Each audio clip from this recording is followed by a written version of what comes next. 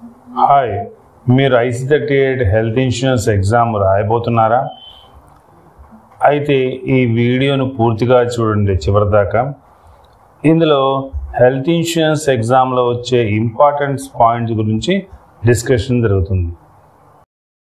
ఈ ఎగ్జామ్లో మొత్తం 50 ప్రశ్నలు ఉంటాయి. ఒక్కొక్క ప్రశ్నకు ఒక్కొక్క మార్కు, అంటే మొత్తం ప్రశ్నలకి 50 మార్కులు. సమయము ఒక గంట సేపు. అయితే ఈ 50 మార్కుల్లో పాస్ అవ్వాలంటే 15 మార్కులు వస్తే చాలు. 15 మార్కులు వస్తే మీరు పాస్ అవుతారు.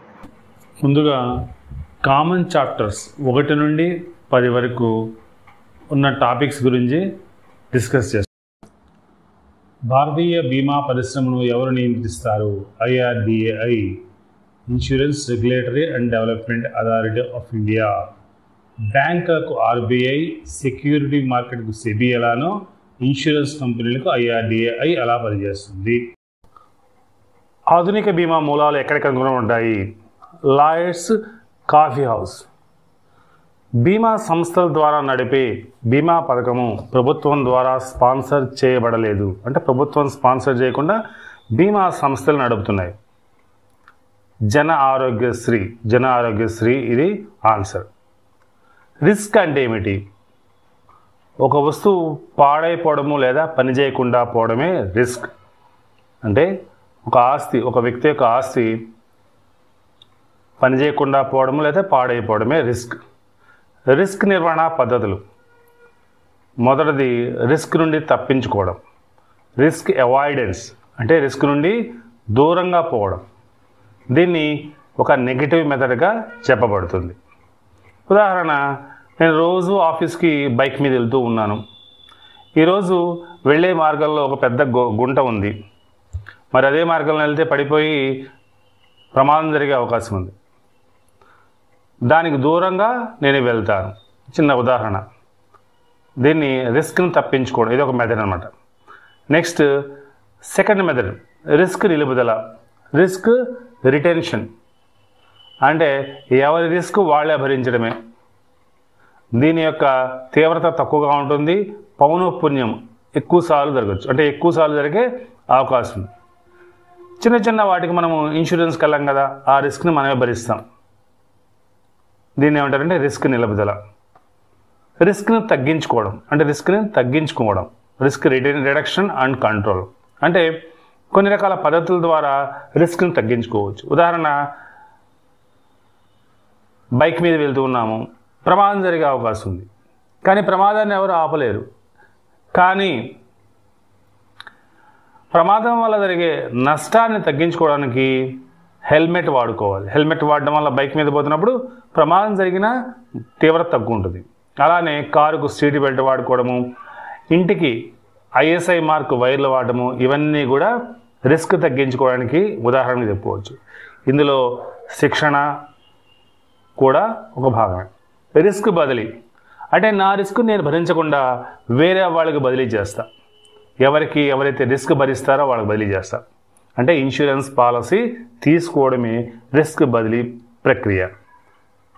అంటే నేను ఒక ఇన్సూరెన్స్ పాలసీ తీసుకున్నాను, దానికని ఒక చిన్న అమౌంట్ కడతాను. ఆ అమౌంట్ ఏమంటారంటే ప్రీమియం. అంటే ప్రీమియం అంటే ఇన్సూరెన్స్ కొనడానికి చెల్లించే ధరనే ప్రీమియం అంటాం. దాని బదులు వాళ్ళు హామీ ఇస్తారు. ఆ హామీని మనం సమ్ ఇన్సూర్డ్ అంటాం. SI హెల్త్ ఇన్సూరెన్స్లో, జనరల్ ఇన్సూరెన్స్లో SI అంటారు, సమ్ ఇన్సూర్డ్ అంటారు. నేను సంవత్సరానికి 10,000 రూపాయలు ప్రీమియం కడుతున్నాను. దానికి కానీ వాళ్ళు 10 లక్షల రూపాయలు హామీ ఇచ్చారు. అంటే మన పాలసీ డాక్యుమెంట్లో ఏదైతే అనుకున్న సంఘటన జరిగిందో అప్పుడు కంపెనీ వాళ్ళు ఎంత చెల్లిస్తారు? 10 లక్షల రూపాయలు. అంటే ఆ రిస్క్ నేను భరించకుండా బదిలీ చేస్తున్నాను. అంటే రిస్క్ బదిలీ చేసే ప్రక్రియనే బీమా అంటాము. భారతదేశంలో తప్పనిసరిగా తీసుకోవాల్సిన బీమా ఏది? థర్డ్ పార్టీ బీమా, థర్డ్ పార్టీ ఇన్సూరెన్స్ కంపల్సరీ తీసుకోవాలి. ఇది బీమా ప్రక్రియలో ఉండే అంశాలు: ఆస్తి,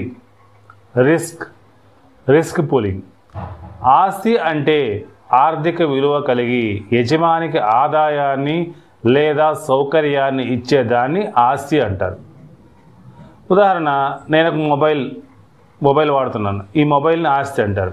అంటే ఆస్తి వల్ల నాకు ఉపయోగం ఉంది, మొబైల్కి ఒక విలువ ఉంది. అంటే ఉదాహరణ దాని విలువ 5,000 10,000 ఎంతో కొంత విలువ ఉంది ఆర్థికంగా, దాన్ని విలువ అంటారు, ఆర్థిక విలువ. దాంతోపాటు దానివల్ల యజమానికి ఉపయోగం. ఈ రెండు కండిషన్స్ సాటిస్ఫై అయితేనే దాన్ని ఆస్తి అంటారు. యజమానికి ఎలా ఆదాయం కలిగిస్తుంది, నాకు ఎలా కలిగిస్తుంది ఆదాయాన్ని, నేను దాని ద్వారా ఫోన్లో మాట్లాడుకుంటాను, వీడియోలు చూస్తాను, ఇలా రకరకాల ఉపయోగాలు ఉన్నాయి కదా, కాబట్టి దాన్ని ఆస్తి అంటారు. అదే మొబైల్ పూర్తిగా పాడైపోయింది, ఇంకా రిపేర్ చేయడానికి అవకాశం లేదు, దాన్ని ఆస్తి అంటారా? లేదు, దానికి ఆర్థిక విలువే లేదు, దానివల్ల ఆదాయం లేదు, అప్పుడు దాన్ని ఆస్తి అంటారు. ప్రమాదము లేదా ఆపద అంటే ఏమిటి? ఏదైనా ఒక సంఘటన వల్ల ఆ ఆస్తికి ఆర్థిక నష్టం కలిగితే దాన్ని ప్రమాదము లేదా ఆపద అంటారు. దాన్ని ఇంగ్లీష్లో పెరిల్ అంటారు, పెరిల్. ఎగ్జాంపుల్ ఫైర్ అగ్ని ప్రమాదం, లైటనింగ్ పిడుగుపాటు, రోడ్ యాక్సిడెంట్ ఫ్లడ్స్, ఇవన్నీ కూడా ప్రమాదానికి ఉదాహరణలు. విపత్తు హజార్డ్ నష్టాన్ని పెంచేది. ఇందులో భౌతిక విపత్తు భౌతికమైన కారణాలు, నైతిక విపత్తు నీతి నిజాయితీ అని చెప్పవచ్చు. కొన్ని ఉదాహరణల ద్వారా ఈ విపత్తును మనం అర్థం చేసుకున్నాం. జీవితం, ఆస్తి అనేది జీవితం అనుకోండి. ఆపద క్యాన్సర్, అంటే ఎవరికైనా సరే క్యాన్సర్ రావచ్చు. కానీ విపత్తు ఏంది, హజార్డ్ ఏంది? మితిమీరిన ధూమపానం, అంటే ఎక్కువగా ధూమపానం చేసే వాళ్ళకి క్యాన్సర్ వచ్చే అవకాశాలు పెరుగుతాయి. దీన్ని ఏమంటారంటే విపత్తు లేదా హజార్డ్ అంటారు. పరిశ్రమ అనేది ఆస్తి, అందులో అగ్ని ప్రమాదం జరగచ్చు. కానీ విపత్తు ఏంది? పేలుడు పదార్థాలు గమనించకుండా వదిలివేయడం. పేలుడు పదార్థాలు అలా వదిలేసాడు, సురక్షితంగా కాకుండా అలా వదిలేసాడు అనుకోండి, అప్పుడు పేలుడు జరగడము, దాని ద్వారా అగ్ని ప్రమాదం జరిగే అవకాశం ఉంది. కారుకి కారు ప్రమాదం జరిగే అవకాశం ఉంది. విపత్తు ఏంది? డ్రైవరు నిర్లక్ష్యంగా నడపడం, వీటి వల్ల రిస్క్ జరిగే అవకాశాలు పెరుగుతాయి, అదే హజార్డ్. అలానే సరుకు రవాణా, తుఫాను వల్ల సరుకు రవాణాకు ఇబ్బంది కలగవచ్చు, నష్టపోవచ్చు.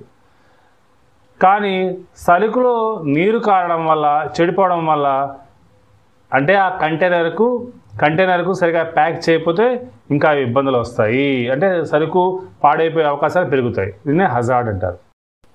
ఒక గ్రామంలో 1,00,000 గృహాలు ఉన్నాయనుకుందాం. ఈ 1,00,000 గృహాలకి కామన్గా ఉన్న రిస్క్ ఏంటంటే అగ్ని ప్రమాదం. అయితే ప్రతి సంవత్సరము సగటున 1000కి 2 ఇళ్ళు తగలబడే అవకాశం ఉంది అగ్ని ప్రమాదం వల్ల. అంటే మొత్తం మీద 1,00,000కి ఎంత? 200 గృహాలు నష్టపోతాయి. అంటే ఒక్కొక్క గృహానికి నష్టము, ఒక్కొక్క ఇంటికి నష్టము 50,000 రూపాయలు అంచనా వేస్తే మొత్తం ఎంత అవుతుంది? 50,000 ఇంటూ 200 అంటే 1 కోటి రూపాయలు. మొత్తం ఆ గ్రామంలో ప్రతి సంవత్సరం అగ్ని ప్రమాదం వల్ల 1 కోటి రూపాయలు నష్టం జరుగుతుంది. ఈ 1 కోటి రూపాయలను ఏం చేశారంటే 1,00,000 మంది దగ్గర చందా వసూలు చేస్తారు. అంటే 1 కోటి డివైడెడ్ బై 1,00,000 అంటే ఎంత అయింది? 100 రూపాయలు. అంటే ప్రతి ఇంటి దగ్గర 100 రూపాయలు వసూలు చేయడం జరిగింది. 100 రూపాయలు ప్రతి ఇంటిది 100 రూపాయలు వసూలు చేస్తే మొత్తం ఎంత అయింది? 1 కోటి రూపాయలు అయింది. ఈ 1 కోటి రూపాయలని ఒక చోట అట్టబెట్టారు, దాన్ని రిస్క్ పూలింగ్ అంటారు.